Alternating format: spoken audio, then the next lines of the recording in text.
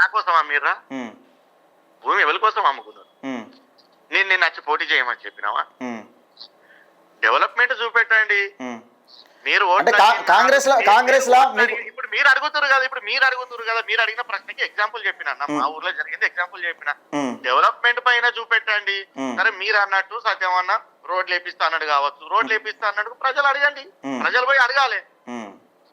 ఇప్పుడు ఏ నాయకుడికైనా నేను ఆయన ప్లేస్ లో ఉన్నా, ఆయన నా ప్లేస్ లో ఇంకోరు ఉన్నా, ఇంకో లీడర్ ప్లేస్ లో ఇంకోరు ఉన్నా, రేపు ఇంకో అధికారం వచ్చినా మనం ఇచ్చినటువంటి హామీలను కావచ్చు, లేకపోతే మనం ఓట్లు వేసేటప్పుడు మనం పోయి అడిగినప్పుడు మనం ఏది నెరవేర్చకపోతే రేపు ప్రజలు ఖచ్చితంగా తిరగబడతారు, తరిమి కొడతారు.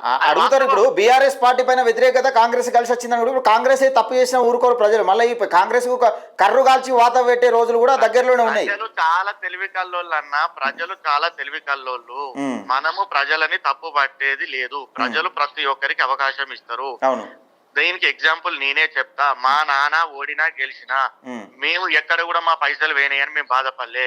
మా ఊరు ప్రజలే, మా గ్రామ ప్రజలే, నా గ్రామ ప్రజలు నా కుటుంబంతో సమానము. నా గ్రామ ప్రజలకే పెట్టినా నేను అనుకుంటున్నా. నేను అట్లనే అనుకున్నా. ఇలా కాకపోతే నా ప్రజలు రేపు అవకాశం ఇస్తారని, ప్రజలు మళ్ళీ ఇచ్చినోనికి అవకాశం ఇస్తారు అనేది అది ఇంపాసిబుల్, అది జరగదు. ఇది రాజకీయ చరిత్రలోనే ఎన్నటికి జరగదు, జరగబోదు కూడా.